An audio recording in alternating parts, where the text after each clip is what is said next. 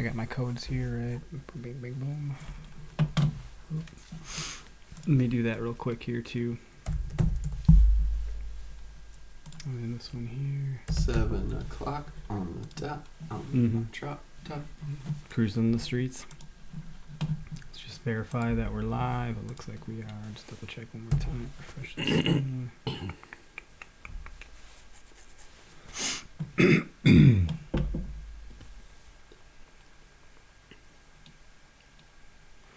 What up, everybody? Eric with Where to Hunt, Greg Tubbs with Where to Hunt, Connor Wakefield with Whitetail Drifter. We're ready to come at you and dive deep into Connor's story, the buck he got, and talk about how to hunt the rut, how to hunt the pre-rut, how to hunt the post-rut. And before we dive into all of that, you know what the deal is. I gotta give some love to our sponsors, which... Look at the screen if you're watching. Backwoods Grind. They give me the energy to do the show, and I had a cup of their coffee right before we got started. I think Connor's still sucking his down over here, and it's pretty good compared to your hotel stuff, right? Now. Yeah, you are. Yeah, it is better than the hotel stuff. The one-year-old motel or hotel. Yeah, but it's authentic. It's from the area, so it well, I don't know if it's venison wood. It arrived in the area somehow. Not nearly as good aged. Hey, if you guys want to save some money on Backwoods Grind coffee, you can enter in code. What is my code for that one? He thought I was hungry the first for morning. your Backwoods Grind? Yeah, you say the code. W2H podcast. Boom. Now, okay, here's another one for you. Gum leaf boots. If you haven't heard of gum leaf boots, fuck you. No, I'm just kidding. Whoa. Let's just... I'll bump the brakes. You better pump the brakes. It's all that Backwoods. It's all that Backwoods. Yeah, wow. It's all that Backwoods Grind coffee. Careful, Backwoods Grind coffee makes you hyper. But anyway, look at the screen. Look at the screen. Look at it. These boots are handmade. How much coffee did you have? All of the coffee. All of it. God. I didn't know it was that good. I would have stopped Monster a long time ago. It's the original pre-workout, guys. So... You can smell it through the website. These boots are as comfortable as Crocs. They have a pair that zips. They're called the Royal Zips. Okay, so let's take a look at the Royal Zips real fast. Oh no, I don't want that right now. I want to men's, and then if I get to men's, it can be women's too. By the way, I'm not trying to discriminate, but these are it here. These are the ones that I want to pay attention to because I was talking to Greg this morning. We're talking about the one-hop wonder when you're trying to get your rubber boots off your frickin' feet and they get stuck. You don't have that problem with this. And I don't know of any other boots that have a zipper that are still waterproof, that are rubber, and insulated to keep you warm. Do you? No. This is it. So if you want to save money on shipping, you can enter in code. What is my code for that one? Your code, W2H 2019, gives you free shipping. Cool. So... Those are the sponsors for this show. It means a lot to us and them if you can check them out at least. So let's dive in. Connor is in the studio with us if you can't see. And Connor, you've been on the show before. I think you're one of maybe one or the only one or one of two repeat guests. Is that so? I don't know. I can't remember. I mean, you guys might know more than me. I have a memory problem. Clearly. I do too at times.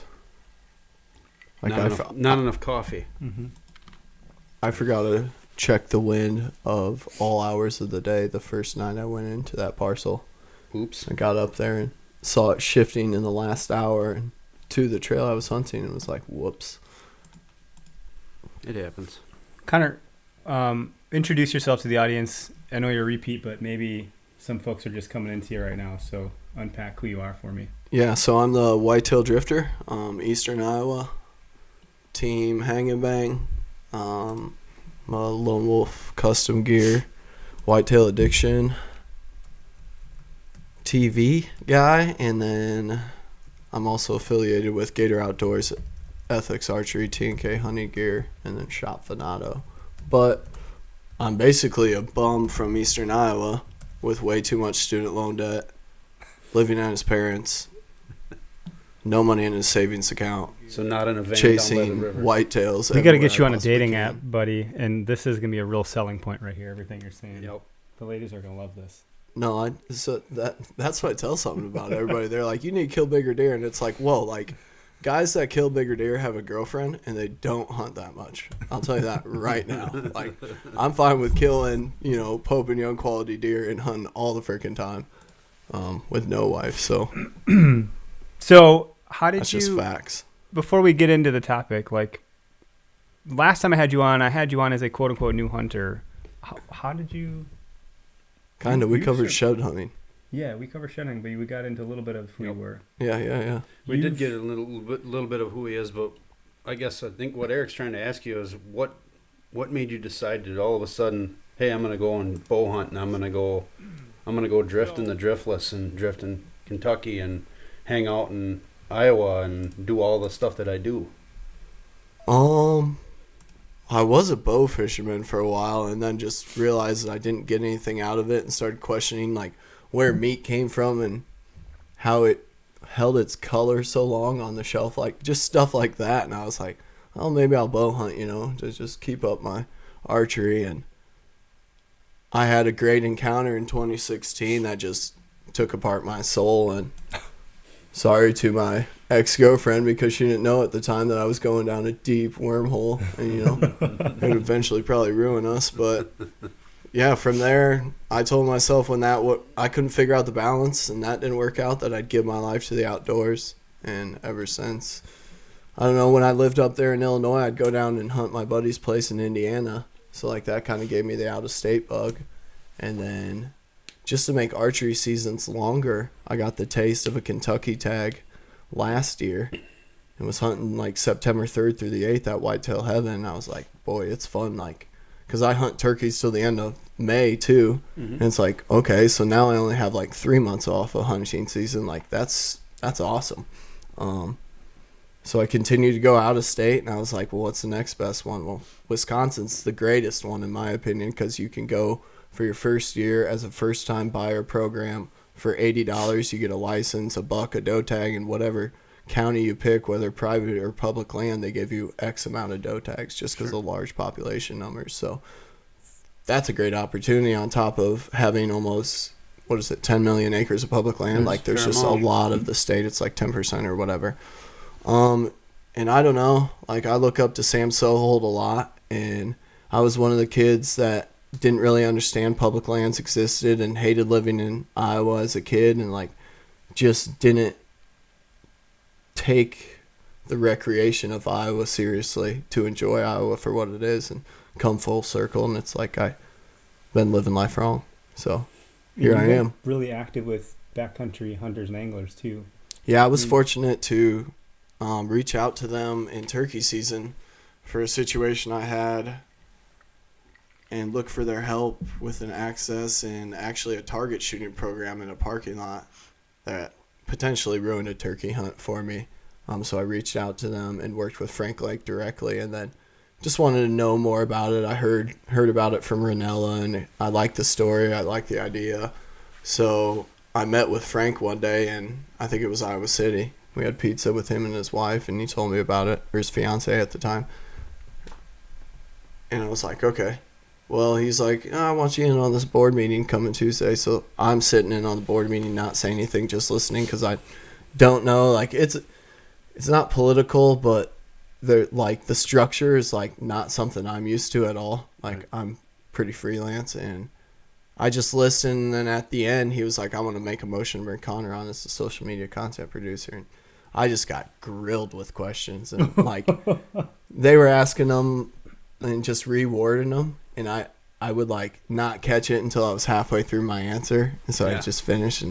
And they brought me in anyways, and it's been great so far. But I love the program. I love what they're about. Our first rendezvous was great, so y'all should get involved with your Wisconsin chapter.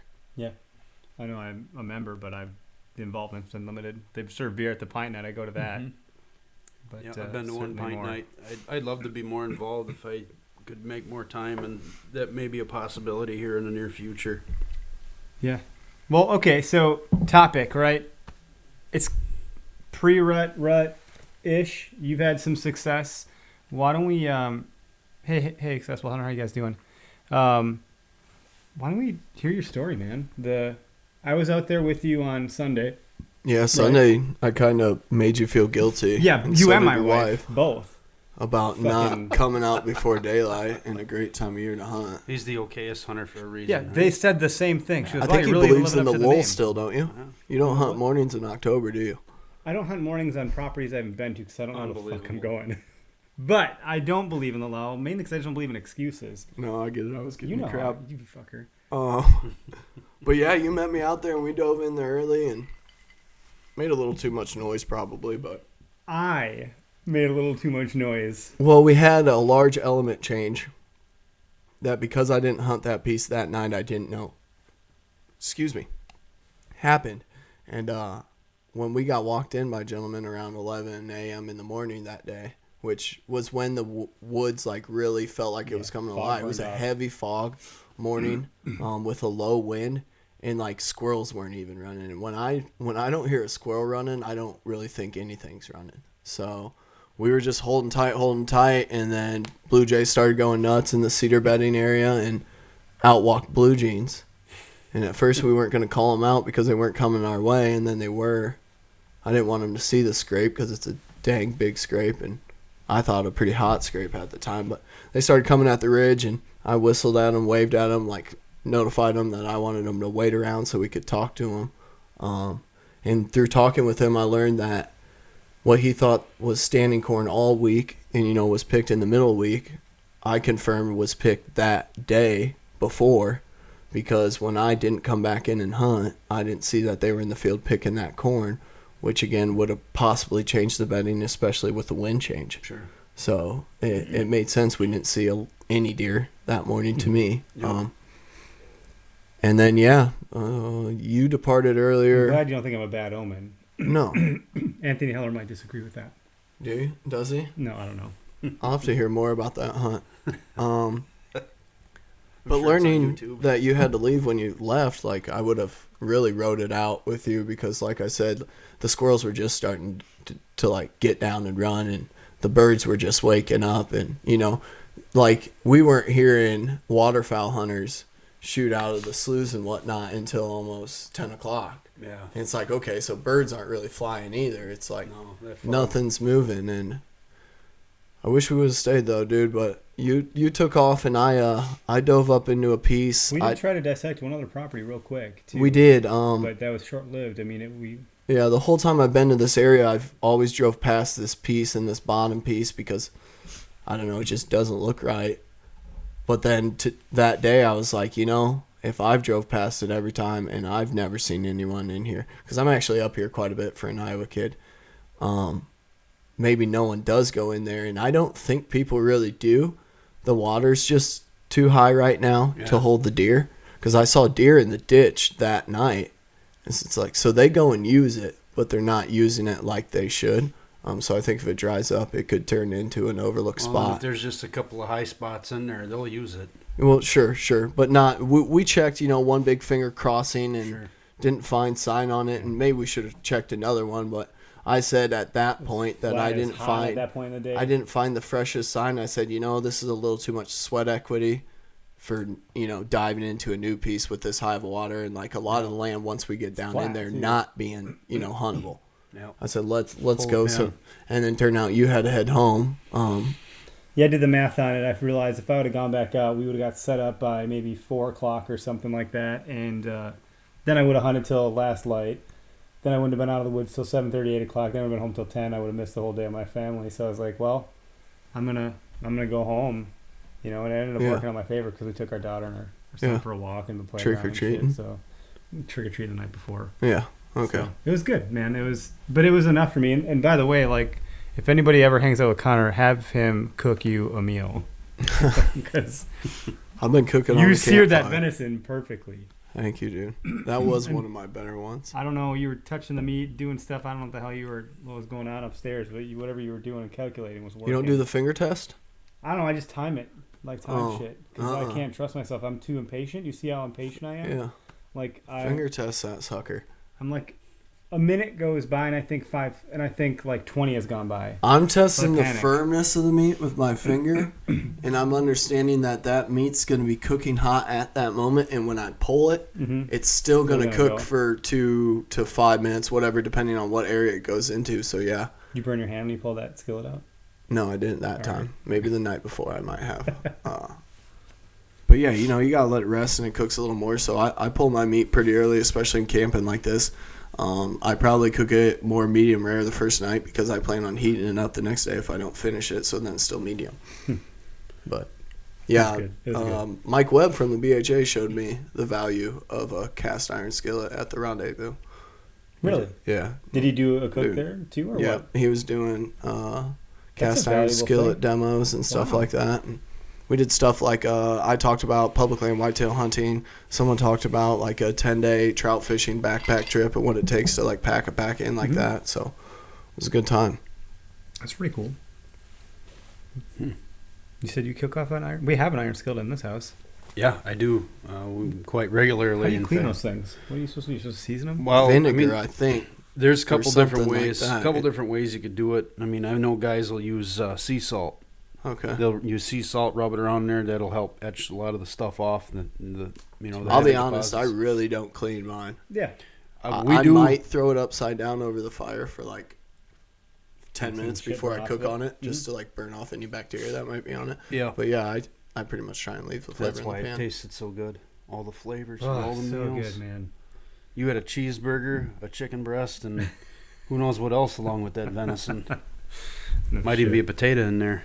Oh, there were definitely potatoes in there because I've been doing. Yep. I saw the bag of I'm potatoes doing chopped on the potatoes, picnic so. bench. But that's all. That's what it's about with deer camp. I mean, even when I'd go up to the Northwoods up by Spooner with my uncle, I mean, we didn't have a lot of luxuries there. It was, wash pots and pans every so I often love if it got real foraging. bad. Yeah. But yeah, it was whatever stuff we had went in a pot and one pot meal, done deal. Yeah, I dig it. I don't know. That's kind of why I do Nice it and too. I grew simple. up tent camping with the family a lot, and this is like they're all too busy. They don't really do the outdoors like I do now, and I don't know. It's kind of brings me back to my childhood and stuff. It's like restarting, in my opinion. I feel like I'm like yeah. 18, 19. I just got another shot at life. No kids, not married. So Mm-hmm. That's crazy. I love it, dude. It's awesome. I was going to say something else in there, and these notifications are distracting me. Okay, so pick back up. So we dissected that property. You dove back in somewhere else after I'd gone. yep. So I've been up here since Friday midday, and I've been. What I do is I really pay attention to parking lots time of day as I'm passing parking lots, even if I'm hunting them or not. If I'm passing a public land parcel, I'm pulling up on X, and I'm making note in my head if someone has parked in that parking lot or not. And turned out this piece, the same guy had been in it morning and night the whole weekend I was up there, besides for Sunday night, which told me he was probably from out of town. He traveled home Sunday midday sometime. So I went up there in there anyways. One, I forgot a trail camera at the base of the tree on that piece Friday night when I went in to pull it, which died the first. I got a love-hate relationship with trail cameras. It's a lower-end camera, which I liked when you're putting them closer to access points and food where people are going to be. Because even if you hang them high, there's an opportunity of them getting taken, especially with like a red light going off every time. Yep. So, but that died like right away, so no prior intel, right? Like, oh, that's great. Well, I left it at the base of the tree instead of putting it in my pack. So I was like, I'll go up on that end and hunt that end anyways. And then on my way out, I'll just make a big J hook, grab my camera, and I might not ever come back and hunt this piece. Sure. Well, I get up there. Oh, I don't even know what time it was, but I did a little poking around. I've definitely learned that the value of putting boots on the ground and even bumping bedding areas leading to where you're going, like can work out if you're thinking about it the whole way you go there instead of just waltzing through areas. So I'm trying to read the freshest sign possible, and I got up there, and on the northwest running private public border, there's a decent deer trail, and there's also a transition change that I didn't notice until I was in the tree, but I found a fresh buck turd that I always check the temperature if I can tell it's fresh. I'll actually feel the turd because that'll give me a time of day. If that buck dropped that turd that night before, like it's going to be cold, or like early in the morning, it might not be frozen or frosted yet, but it's going to be cold. And the fact that I could tell it wasn't, like it was just cool, like I could feel a little chill to it, I was like, okay, he scent checked this field like mid-morning because the sun really hadn't beat that northern ridge yet. And It's what, a northern what led sloping. you to believe that was even a buck that left that? Just the shape. I find they just come in a whole larger turd instead of It's a clump of a bunch of little small droplings. pellets. It's a clump. So someone was joking when we were on Club Radio a little bit ago about the size of the turd. I don't think he was joking. No, I wasn't sure. The way it was said, it could have been. No, yeah, But that's a real Lance thing. was So being just serious. to Yeah, say, like, really, the bigger the turd. like I said, Greg's gonna I'm probably learning lay something bigger right now. turds This is than new we information are. for me. Because Greg's Can you bigger than believe both of us, so Yeah, you'd have a. and more of a mature buck that we're adding. But That. that's true. Mature buck, Yeah, bigger so guy. it's bigger likely. body, probably eats more. And Not today. my buddy Josh Profit has really opened me up to looking for buck sign that's not your promoted buck sign. It's not promoted, but that's what people talk about. People talk about rubs, people talk about scrapes. You don't find a lot of people talking about a good track or even like good scat for that point. And with that being said, they talk about like bedding areas and food sources. Where my buddy Josh talks about creek crossing. When I spent time in Kentucky and couldn't find the deer, he's like, well, hit the creeks. Start running creeks. And I started running creeks. I started finding deer sign. I started finding crossings. I also found a lot of dead deer. But I've kind of taken that to every area I go. And I'm really looking for a crossing of some sort, especially if they're two good ridges. And it might have water going between it. In the early season, that's where your sign's going to be because it's going to be hot. They're going to hit that water and they're going to cross between beddings closest to food, right? Yeah. So that's really just opened my mind up to reading sign differently when I get into areas. So, like, for instance, when I got into this area, I read no fresh rubs, but there was a rub line that went right along that top third line of the ridge, but it was from the past rut, I could tell. And something told me, like, there was only one doe scrape that I found, and it was right there at the transition change on an east-west pass going to a private land green food source that I could see from where I set up. So I think it was 100 yards total. I lined it on Onyx. And with a west wind, I was like, he laid that this morning, so I'm going to sit here, hunt the trail above me with does coming out of that ridge would run down and split off, and a ridge finger would be running east-west on public, and a ridge would be running east-west on private with a big green food source to the north at the bottom. So I read that as does coming out of the private land with the anticipation of the one being closer to access on the public side being possibly hunted by whoever been up there. And set up to hunt those, but I looked past the shifting northwest wind at the end of the night, and like the whole time I dropped milkweed when I was up there, like it was blowing to that trail I wanted to hunt, and kind of honestly down into that bedding area, just drifting along into that bedding area. So I contemplated for a good amount of time. 3 or 4 times I had to talk myself out of tearing down the set because I hung out of that new Lone Wolf DeQuisto series set, and like it's just so easy to hang. It was super easy for you to get this set up. It's incredible. Let's just take a second real quick Like because with you set up the Cadillac stand that I have. Yeah. I call it the Cadillac because it's huge. Dude, which is nice too if you put some TLC to it. I should. Like I think I got some Slayer tape on the way. It might end up in your mailbox. Well, that would be beautiful. Because like, but you might kill a deer. Connor's like, hand me up your hang on strap, right? Yeah. And so I handed you this little L hook, and you're like, okay. Yeah. Not what I was asking for. Yeah, no, I want this like, buckle the strap. Strap is the stand. It's all built. And then I realized, because I've hung in stands like that, they bolt those to the stand. And it's like, oh, okay. Yeah. And that's probably why I get so fixated on like hunting out of a stand is so You need arduous. like a small bungee to keep that sucker at least tight to the frame. Yeah.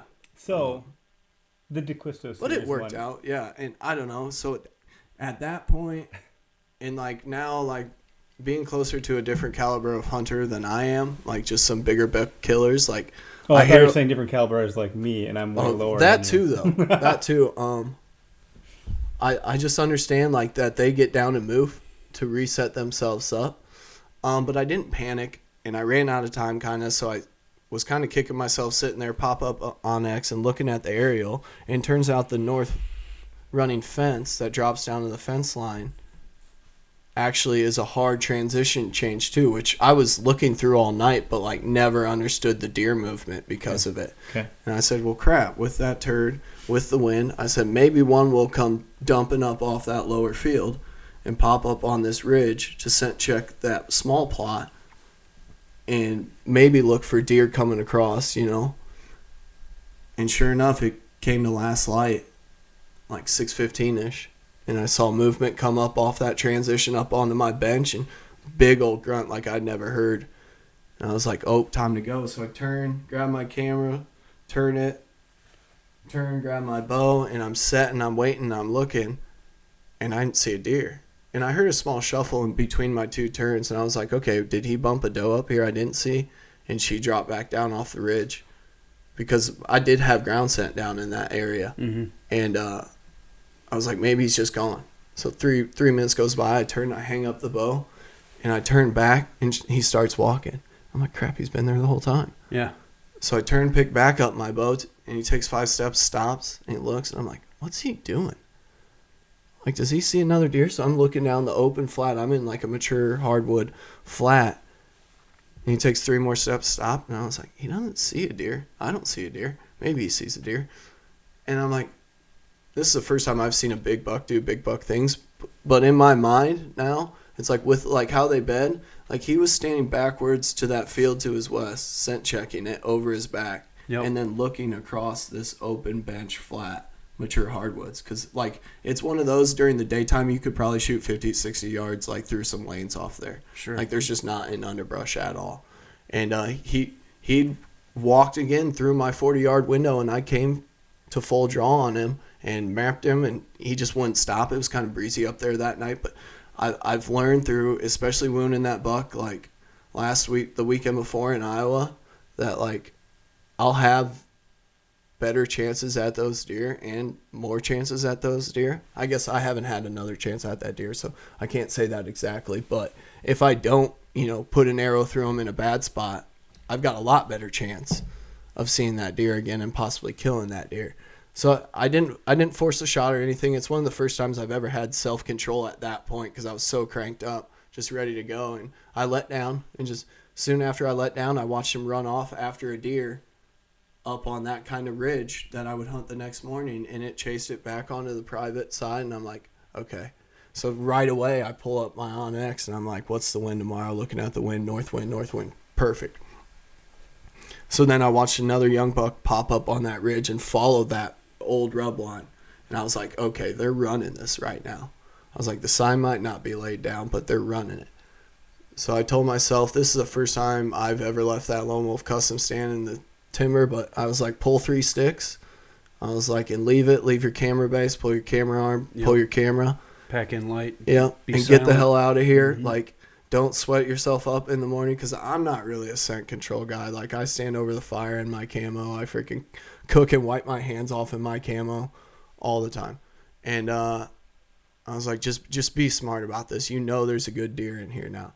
So I was up early that next morning, 3:30. My alarm woke up, and That's gotta be hard getting up out of No. a fucking. Well, hold on though. Like think when you're about that it. snuggled into a sleeping bag and it's that cold outside of it, to me, I mean, the excitement had to outweigh it. I get it for this one, but Nope. So how you it told me to works put is hand warmers in like your sleeping bag. That just sounds cozy, dude. at the end of the night, I'll shower when it starts to get kind of cold, and then I'll stand around a campfire before I thaw out. But I'm getting in, and I'm getting into that sleeping bag before like I get cold. Mhm. So it doesn't take that sleeping bag long to warm up. I've tried the I'm saying it'd be Nalgene. hard to wake up in the morning. No, hold on. Oh it shit! it takes like I've tried the Nalgene boiled water bottle idea, and that thing just turns into an icicle once the freaking water cools down. So I started doing body warmers, and then come full circle in the morning.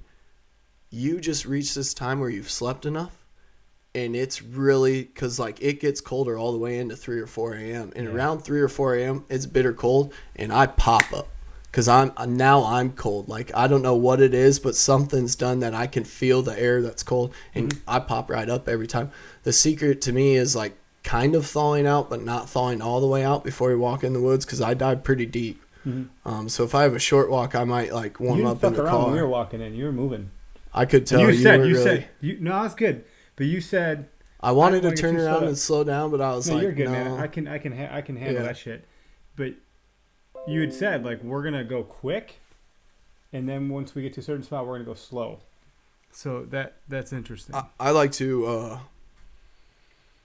make noise. If I'm getting in late, I'm making noise fast and for a long distance so I can cover the ground as soon as possible. But when I get to where I hunt, I slow down and I don't make no noise. It's like when I access a property, I might not go up the access lane as other hunters because the deer around that access lane will get bumped by me, which is okay if you have a good hunting spot. But if I'm coming up even with a headlamp on a different hunter access path, like just up through a draw randomly, than like what every other hunter has always done, those deer don't take me as a threat as they have the rest of those hunters. Mm-hmm. I found that out that night. I went bombing out of there and came down over the final ridge, and there, boom, popped down on a logging trail. I was like, no crap, there is an access all the way up here. And funny, sure as shit, there was some good scrapes all the way down it. And I was like, okay, the deer are in this piece. Excuse me. I said, I'm getting up early, so 3:30, yeah, easy to wake up. And I told the campground host today, he's like, you were up early yesterday. I said, yeah, I woke up 3:30 for that guy. And he's like, yeah, I heard you leaving around 4.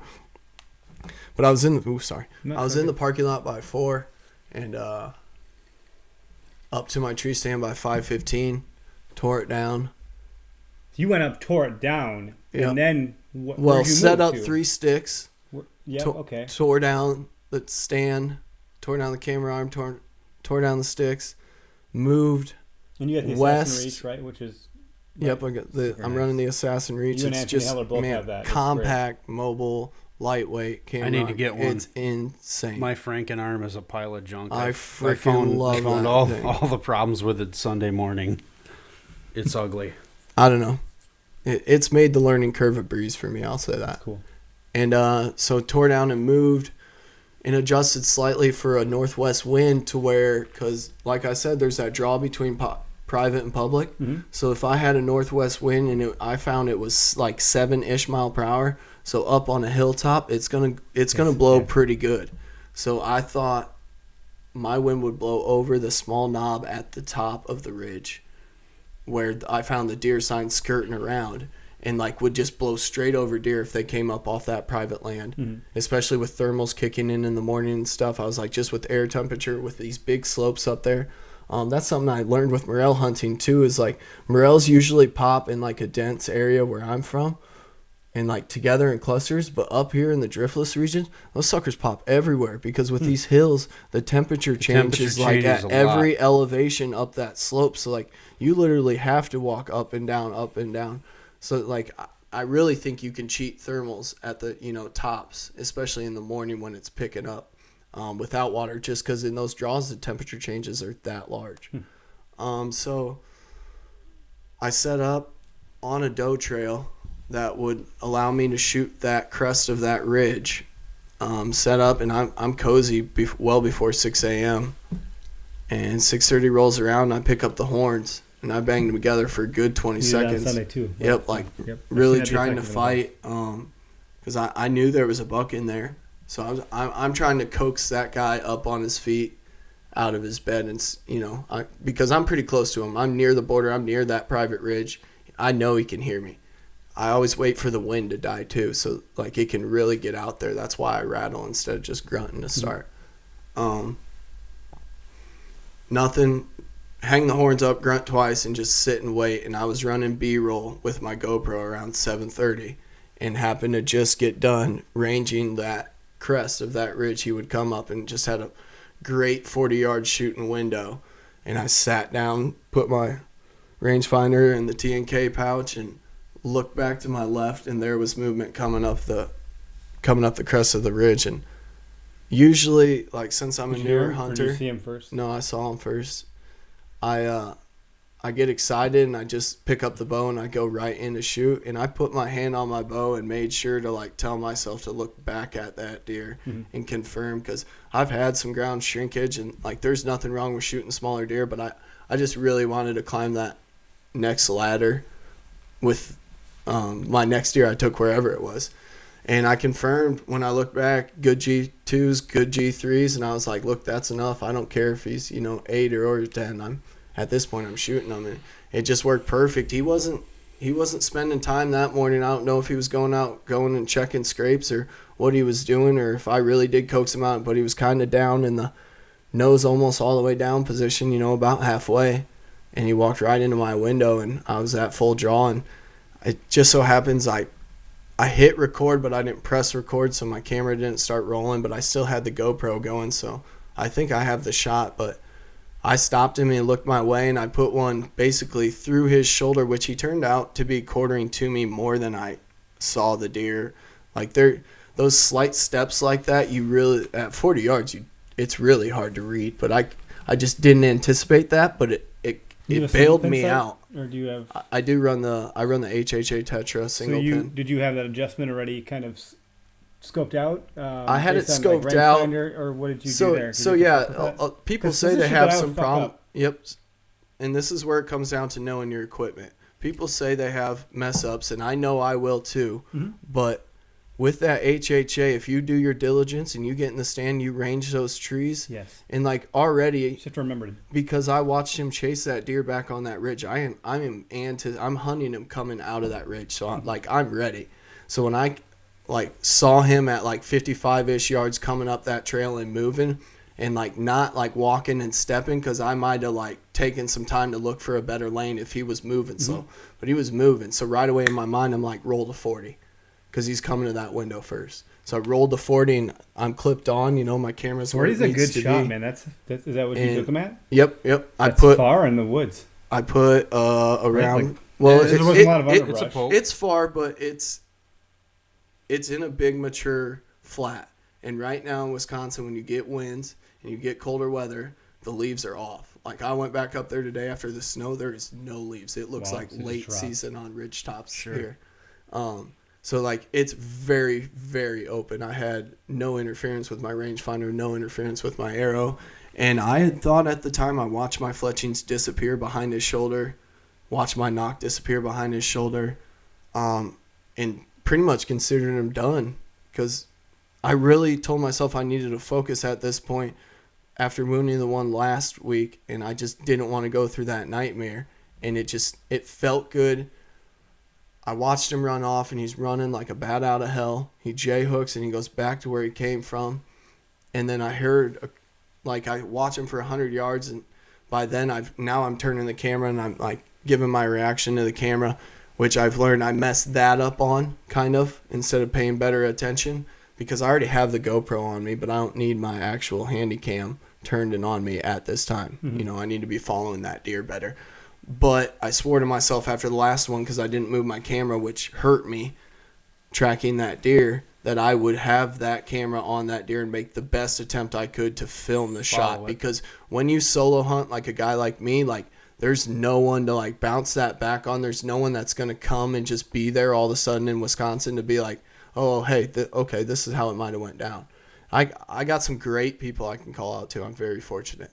But I was just dang sure, especially hearing that crashing noise. And I celebrated. And after time went by and I got down, I waited 45 minutes. But after time went by and I got down and I went to the impact site, I didn't see arrow. I didn't see hair. I didn't see blood.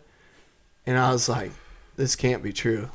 No way it's happening again. But I've learned very early on that, you cannot panic in these situations, and when I'm by myself, I really try not to. But I walked that top third of that bench back and forth to where I saw that deer last, and found no blood, found no hair, found no arrow, and my heart just sank. And instinctively, I look up the laws, because you can't in Iowa, but I'm can you run dogs in Wisconsin? And you can't. Yeah, we sure can. I did an episode with Shane Simpson about running dogs. I like him for calling turkeys and stuff.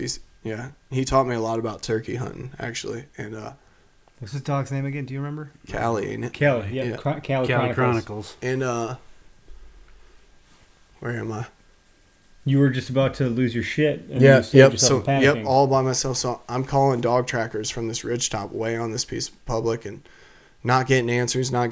Finally, I get a hold of one, and I said, look, there's a possibility that this deer might have crossed a fence and went back on the private.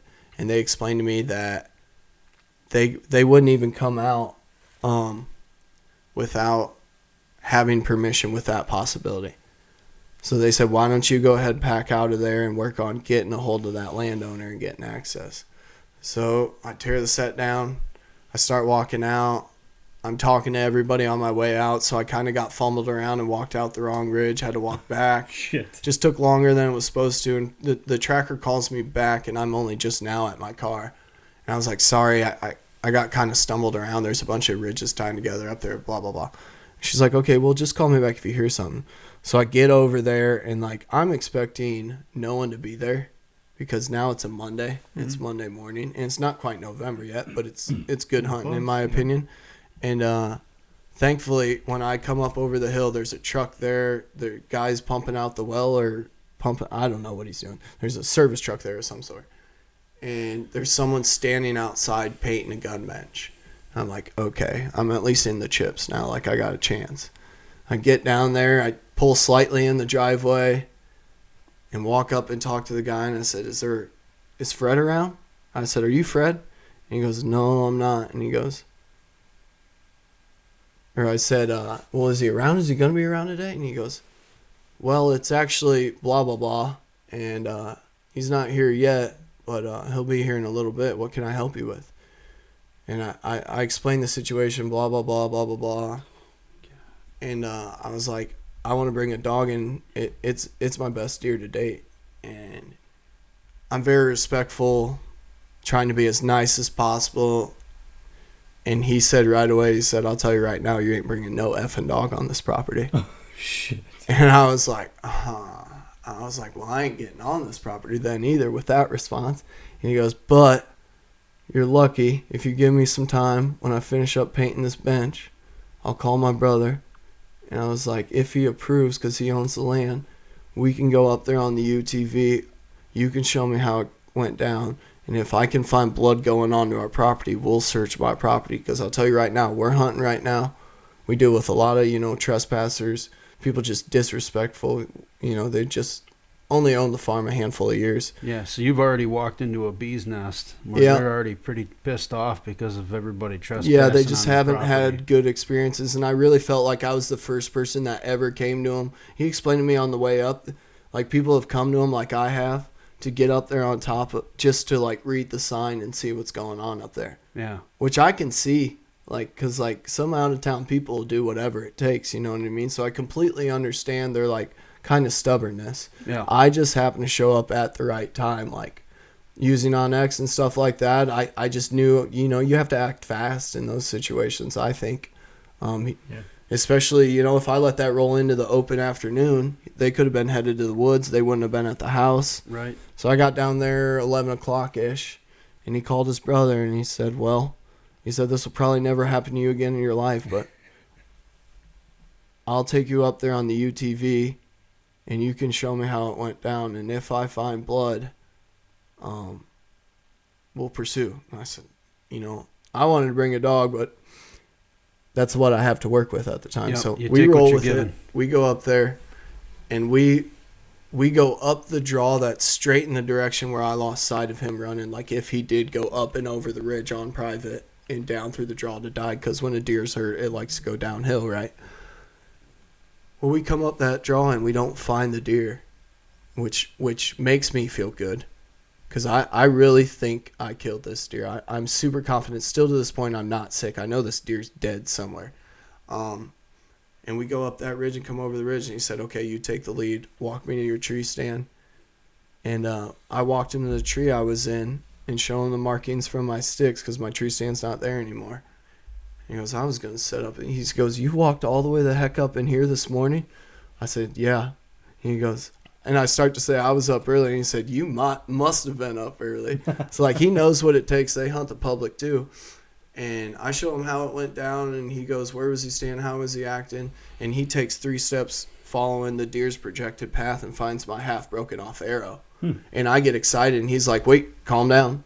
He's like, this isn't good news. He was a little more forward than that, actually. But Tell me more about that. yeah, these guys were just like I said, they've had bad experiences and stuff. So like they seem unhappy to help me, but they want to help me because I have Well, no, they rights wanna to be solve the there puzzle, on the public right? land. They want to know what's the end of the And story like too. if that deer is dead on the property, they want it off their farm Right. and like They don't want it gone stinking. before they go up in there hunting. So the guy is helping me. So we get up there, I show him, Begrudgingly. he finds the arrow, and we work the bench back and forth with which I show him my Onyx, and he sees my tracker. I kind of did lie to him and tell him I hadn't walked around and looked for blood or the first blood or the deer yet, but I had. And when you don't have service on Onyx, sometimes it lags your track. And he called me out for trespassing. And I told him, I swear on my life. I was like, you just got Onyx. You'll learn when you use the app. Like, when you're in some areas that don't have the best coverage bouncing off satellites, like, it lags your tracking It does. slightly. Like, run it during shed season all day one time. I love the app, but, like, if you retrace your steps, it's not to a T. That's really hard to do. Let's just be honest. Yeah, it's I know all close. about that. By the way, So the guy's I like, get it. look, I understand your story. So far I believe your story, And I was like, so we walk out and we get to the fence and we don't find any sign of the deer being dead or hurt or wounded. And I go, look, like, I'm pretty sure I heard this deer crash, like, in this vicinity. I just happened to think he crossed your fence. So I wanted to come and try and get permission because I wanted to bring a dog in on by myself. Like, now that you're here, like, will you help me just check this draw, like, on public? I heard it somewhere over in this direction. And we took 15 steps downhill, and he looked over to his right, and he goes, well, there he is right there, deader than crap. Like, been dead the whole time. It's like he expired at, like, 7:32 or whatever, 2 minutes after I put one through him. But like he said when he found the arrow, there wasn't going to be a track job because half my arrow was gone. And not with the other half. So he's like, he's not going to bleed at all. You didn't puncture through the other side. You must have hit bone and bone on both sides because I shoot a heavy setup, and usually mine I remember zips seeing through. gut. Yep. Zips through deer. And thankfully it did. In my opinion, honestly, I'll probably shoot the shoulder way more than anybody really ever talks about. I got a buddy that calls me, and now again after this deer we're talking about it again. He said, would you do it? Would you do it? And it's like, dude, I think I'm doing it more, honestly. Like, I don't know. There's something about demobilizing that animal as well as hitting vitals because things can get pretty scary. If you tuck in that triangle pretty tight, you stand a really good chance of hitting what you need to hit. But if you're too far forward, one, you're going to glance a bone. Two, you're going to probably get into no man's land right in front of most of the stuff. But so, like, what we talk about, especially with them quartering twos, I guess, or slightly quarter twos. I mean, even broadside, if you're not too far forward in that shoulder, and you've got an arrow built for it, because I believe if someone had like a 400 grain setup, they would not have hit the vitals on this deer, because I was slightly through the top of his shoulder and then hit the opposite rib bone. But he didn't bleed until 5 foot before his bed, and then you could see where he leaned over on a tree before he fell down, and yeah, he was piled up, and I was ecstatic. I couldn't believe. I thought he was joking when he told me, and I was just pumped. I was just jacked, and I told him, I was like, this is all the help I need. Thank you. And he goes, well, I told him I was going to quarter it out and pack it out on the frame pack capabilities of my tree stand. And he goes, no, don't be silly. He goes, you're a young stout. He said, gut the thing, drag it to the top of the ridge. He's like, I got to walk all the way down and get the UTV anyways. He's like, I'll pull up and around. So. That was nice. Like, come full circle. The guy was really, really, really nice to me. And on the way down, he was just like, make sure you go out of your way, and thank my brother, for allowing you to access the property. So I walk in and I try to thank his brother, and he was actually like, he just said, yeah, the whole time, and kind of denied my first initial handshake. And when I was walking out, he told me, he said, he looked at me and he said, I want that Ranger washed up before you leave. I said, yes, sir, absolutely. I'll do that right away. And I stuck my hand out like when he offered that opportunity to me and shook my hand then. I told him I was, thank you. I'm very appreciative. So got that cleaned up for him. And then when he figured out I probably wouldn't be coming back to Wisconsin because, I think I've taken a Pope and Young from up here now, and I'm off to a different state and might go to another state this year if it all works out. They opened up to me quite a bit, actually. I got them a couple cases of beer for helping me out, but they brought me in the cabin and actually showed me the deer's father, and it's a stud. It went booner, and Cool. with a 16-inch spread, so that's got to tell you a lot. But Tall, thick. it just goes to show like what being respectful and doing the right thing can do. I think I could have you and me both recovered have the same that deer. sentiment. Doing the right thing is always Yeah. the right thing, man. Yep. I know that. And by the way, Elijah just commented real quick. He said he wouldn't be trying for shoulder shots. Deer coming a long way in 3 legs. I think what Connor's saying with the setup with 400 grains, I think you're shooting ethics. Well, I'm You're 5'20". going through I'm that 5'20". I know I'm going through the first shoulder. And the vitals, right? And the and is the- important here. Byron Horton, they talk about it a lot over on that Whitetail Experience. That mature buck, you have to shoot the first shot he gives you. Yep. And my deer was coming up this ridge he would eventually, if that wind died, like definitely like winded me. So I shot him before, and it happened to be slightly quartering too, but that's why I learned the importance of building a proper arrow after shouldering a deer in Indiana. Only getting 3 inches of penetration. I went to a fixed 4-blade. Yeah, and I have almost 245 grains up front of that setup. So How long does it take you to dial that shit in? Pretty straightforward, just normal. yeah, I mean, You shoot a lot. I There's- saw the target at the campsite. there's different levels to it, right? Like I don't bear shaft tune and stuff like that, No. which I think I probably will next year because you really build When you have the time an to do incredible arrow. Yeah, when you bear shaft tune What's that mean? and then fletch, it's when you No- strip your fletchings. it. No strip. Yeah. Oh, Yeah, what strip the fuck? fletchings. You're shooting Yeah, that thing, and and you're you're watching shooting if it's going knock left, Yep. knock right, lifting. So then or what it's happens when you put pitching. the fletchings back on? What the fuck does that do? Well, for you're understanding Stabilizes the the weight, flight. yeah, and the And you're flight adding of it now. more weight to the rear of the arrow. You guys saw that with me at Whaletails. Mm-hmm. My arrow was doing this. It was Jogging thing. It was knocking hard. My hard buddy to the Dustin left. works down there, It's a good place. so We like it. It's close here, so proximity yeah. plays a role. But I don't know, very fortunate. It was an unreal morning, kind of with a roller coaster ride, which I hate roller coasters, man. Always did as a kid, but the roller coaster ride of bow hunting, I will love forever. Much more For sure. enjoyable. you know what you're doing. What I'm fascinated about most is I'm looking at you. I'm hearing you talk. I'm watching how you do things. I watched you in the woods when we went out. I'm really happy I had the opportunity to do that with you because I had you on the show before as a caller. You called in. We had you on the show. It was great. And then to go out with you in the woods, have you here in person, go through the story. The most intriguing part about your story, I'm talking to the mic, so I'm just not going to look at you, is that you came into this 2016. It's a mere 3 years later-ish, and you've sunk your soul into this. And you're a smart guy. Your ability to quickly understand how deer behave, how they react, how to read wind, how to read terrain, where the pitch points are. You've done more in a short period of time than most hunters have done in several years. You have a bit of a talent here. This isn't just hard work. It's a little bit of that, but like you understand things really, really well. I mean, I don't know, Greg. You must agree with me. Like you're a seasoned hunter. he's doing real well, and you got to admit too that technology has shortened the learning curve up.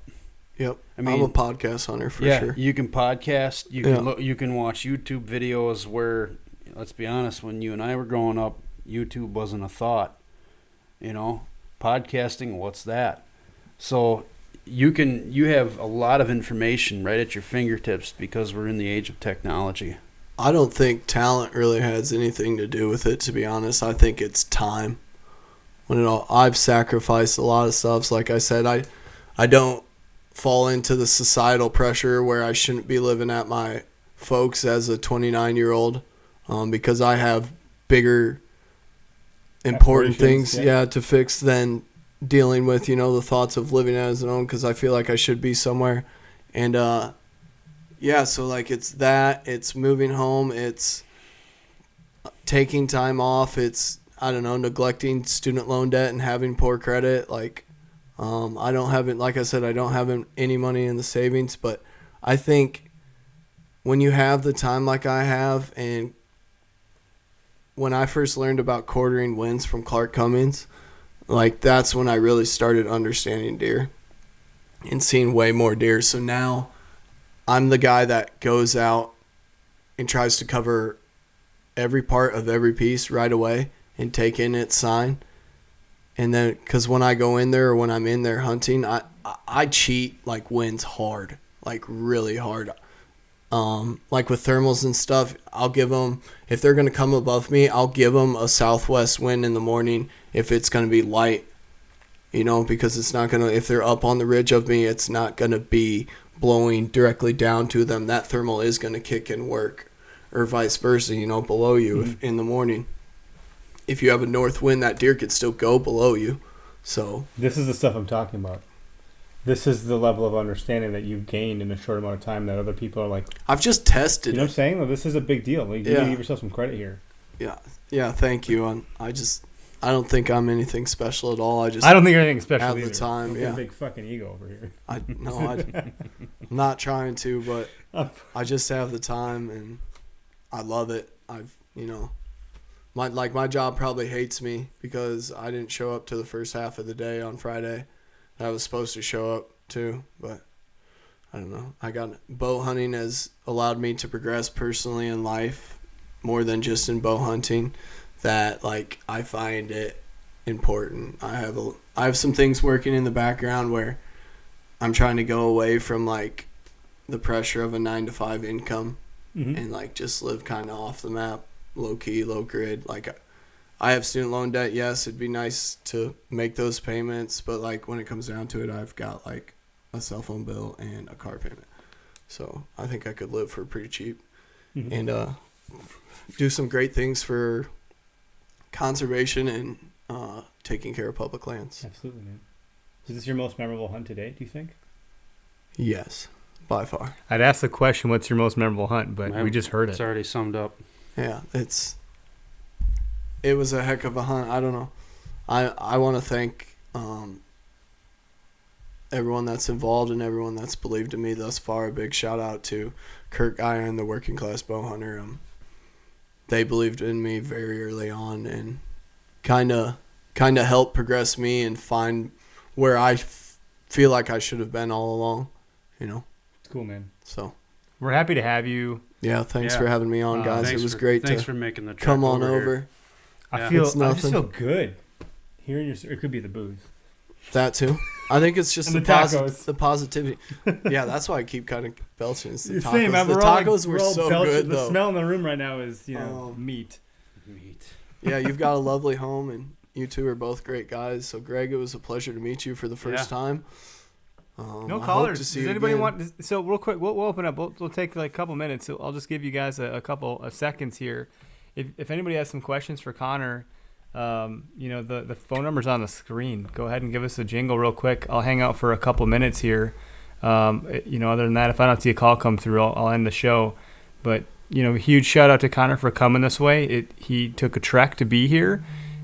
He's all the way out in Iowa, and he came from the western part of Wisconsin, over in Richland Center. So, thank you, man. Yeah, thanks for burning the gas. Come up here and come see our ass. It was a lot of fun. It's the least I could do to give you some beer and some food and some coffee. I don't know. It feels like being home for once in 4 days or 4.5 days or whatever it's been. So it does feel good, but the work's not done yet. I still got to get home and actually. My vacuum sealer crapped out on me.